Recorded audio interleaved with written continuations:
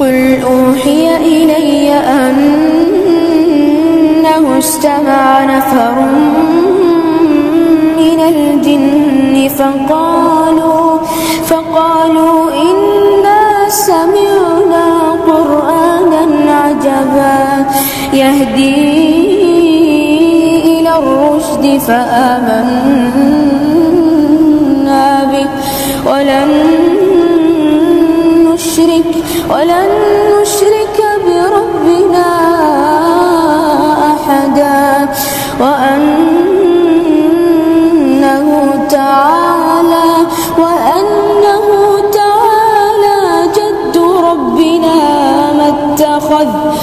اتخذ صاحبة ولا